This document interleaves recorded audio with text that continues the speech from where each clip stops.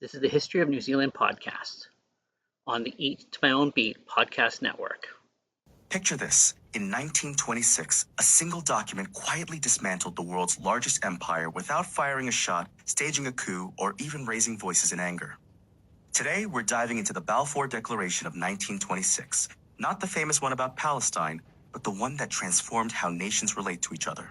You'll understand how a few carefully chosen words redefined independence, why this moment was the real birth of the modern Commonwealth, and how it set the template for peaceful political evolution that we still use today.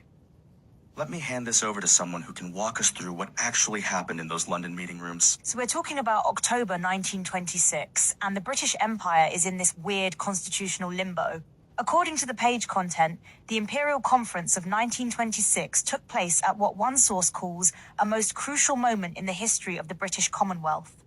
The Third British Empire had emerged from World War I, but nobody could quite figure out what that meant legally. Wait, the Third British Empire? That's a term I haven't heard before. Right, so the idea is that the empire had evolved through different phases, and by 1926 it had reached this point where, as the sources put it, such definition could no longer be postponed. You had all these anomalies that had grown up during and after the war. What kind of anomalies are we talking about? Well, here's a perfect example from the page content. At the Paris Peace Conference of 1919, the Dominions sent separate representatives, but they were still considered part of one British Empire delegation. Then they signed the Treaty of Versailles under that designation, but were admitted as separate members of the League of Nations. So were they independent countries or not? That's like being told you're an adult, but still needing your parents' permission for everything. Exactly. And Canada was already pushing boundaries. According to the sources, Canada had signed the Halibut Treaty with the United States in 1923, negotiating independently with foreign states. The Irish Free State had appointed its own minister to Washington in 1924. These countries were acting like independent nations, but legally? So they were basically doing independence without permission. And that's what made 1926 so crucial. There was this massive constitutional crisis brewing. In Canada, you had the King Byng affair, where Prime Minister William Lyon Mackenzie King challenged the powers of Governor-General Julian Byng during a heated federal election campaign. What happened there? Byng refused to honour King's request to dissolve Parliament and call fresh elections. According to Britannica, this pointed to Britain's retention of certain powers over Canada, as well as over other semi-autonomous parts of the British Empire. It was this moment where everyone realised, who actually has the final say here?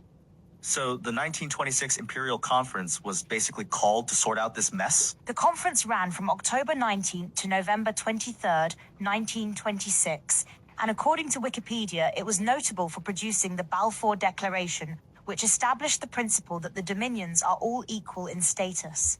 But here's what's fascinating. It was chaired by Arthur Balfour, who was Lord President of the Council. Arthur Balfour, wasn't he the guy behind the other Balfour Declaration about Palestine? Same person, different declaration. But this one might have been even more consequential. The page content describes him as a British cabinet minister and former prime minister who became the elder statesman of the empire. He chaired the Inter-Imperial Relations Committee that drafted the document. Who else was pushing for this change? Two key figures, Canadian Prime Minister William Lyon Mackenzie King and South African Prime Minister J.B.M. Hertzog. According to the sources, they first proposed the declaration and played a key role in developing the subsequent Balfour Report. These weren't British politicians, these were Dominion leaders demanding equality. So what did they actually come up with? What were the magic words?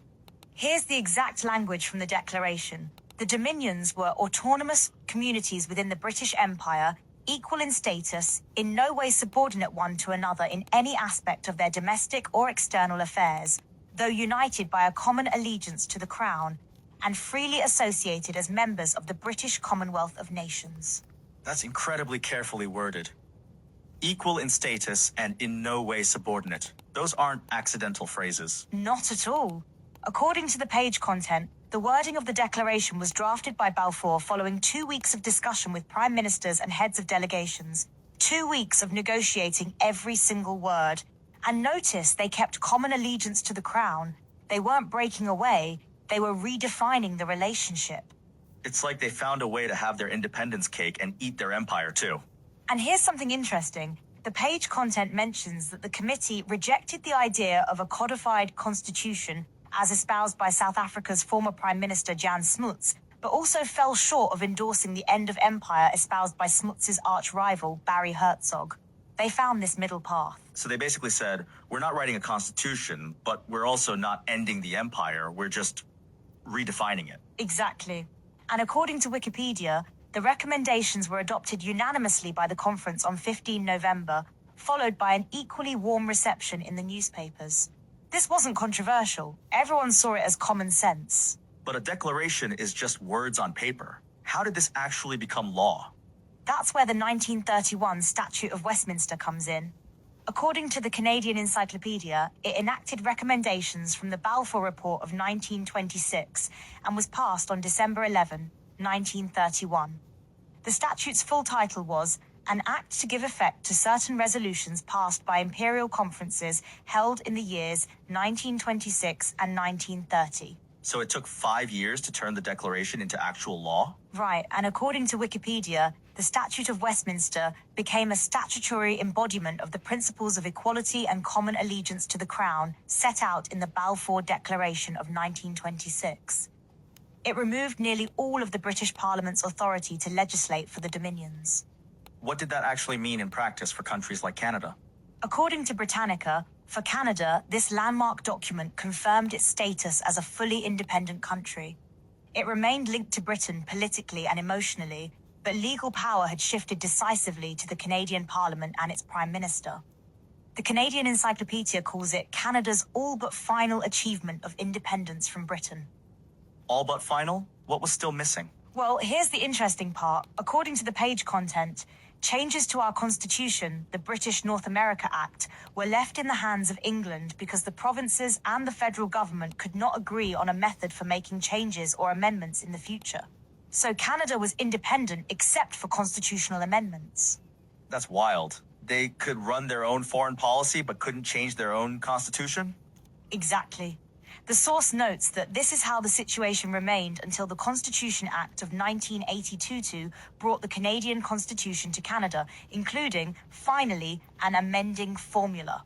So it took until 1982 to fully complete what started in 1926. That's a 56-year process from declaration to full independence. But what about the other dominions? According to the page content, the statute applied to the Dominion of Canada, the Commonwealth of Australia, the Dominion of New Zealand, the Union of South Africa, the Irish Free State, and Newfoundland. But each took different paths. The sources mention that modified versions are now domestic law in Australia and Canada.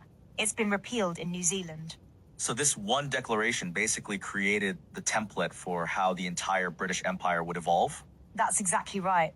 According to the Commonwealth's own history, the 1926 Balfour Declaration laid the foundation for the eventual formation of the Commonwealth. The modern Commonwealth came into existence with the London Declaration in 1949, but it was built on the principles established in 1926. And today, the Commonwealth has how many members? According to the page content, the Commonwealth is an intergovernmental organization consisting of 54 member countries, most of which are former territories of the British Empire.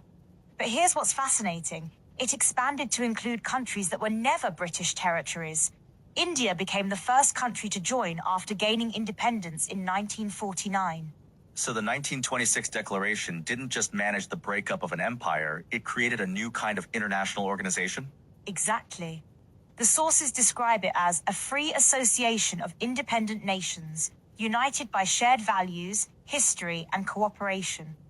It's this voluntary association based on equality rather than hierarchy. That's revolutionary for 1926. What strikes me is how peaceful this whole transformation was. No wars, no revolutions, just meetings and carefully worded documents. That's what makes it so remarkable.